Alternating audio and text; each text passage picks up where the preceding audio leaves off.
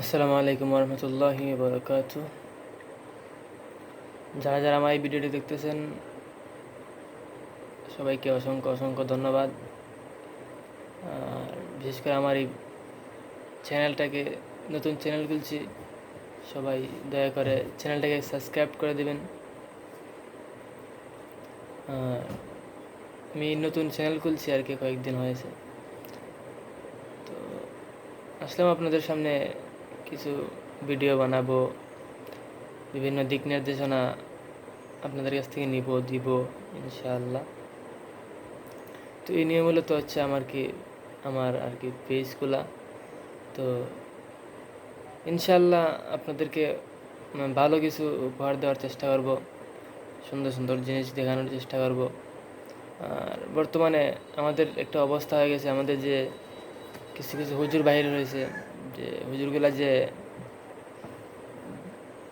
ভিডিওর সোশ্যাল মিডিয়াতে ড্রপ করতেছেন একের পর এক ভিডিও, একটা যেমন বিস্ফোরণের মতো ড্রপ করতেছেন। তো দেখেন, ওনাদের যে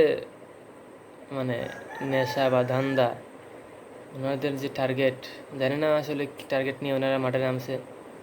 তবে এতটুকু বুঝি যে আসলে ওনারা জাতিকে বিভ্রান্তের দিকে নিয়ে যাচ্ছে, জাতিকে হক থেকে দূরে সরাইতে চাচ্ছে। কারণ ওনাদের মন মানসিকতা এইগুলোই বোঝা যাচ্ছে, বুঝছেন। আর আমি আপনাদেরকে একটা ভিডিও দেখাচ্ছি, দেখেন এই যে হুজুর কি বলতেছে দেখেন। তোমার গার্লফ্রেন্ড যদি এসএসসি এক্সামিনেশনে ফেল করে, ইমিডিয়েটলি তাকে একটা মেসেজ ড্রপ করো। সে যেন স্ট্রেট ফরওয়ার্ড তার বাবাকে বলে, ড্যাডি, আমার দ্বারা আর পড়াশোনা হবে না, আসলে কি বলবো, একটা ছেলেকে আমি অনেক লাইক মানে করি, তার সাথে বিয়ে দিয়ে ওনাদের দাও, মুখ থেকে সুখের এগুলা সংসার কিভাবে গড়ি। বাইর হয় আমি বুঝি না। ওনারা একজন মেয়ে এসএসসি এক্সামে ফেল করছে,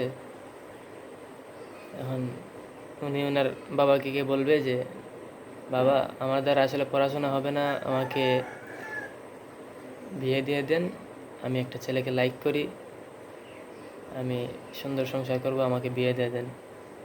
এগুলো হচ্ছে ধরেন সলিউশন। হ্যাঁ, তো হুজুররা আসলে হুজুর কি সলিউশন দিচ্ছে আমি বুঝি না। তবে আমি আপনাদেরকে একটা অনুরোধ করব, আপনারা আলেম, বারো বারো আলেম যা, ওনাদের ভিডিওগুলো দেখবেন, ওনাদের কথা শুনবেন। আর এই যে কিছু ফুটপাতে হুজুরগুলা মার্কেটে বাহির হয়েছে, নিউ আপডেট, যে উনি আবার কয়েকদিন আগে বলছে কি আজহারের ছেলে উনি, তা হাসি উঠে এগুলা কথা শুনলে আর কি। তো আপনারা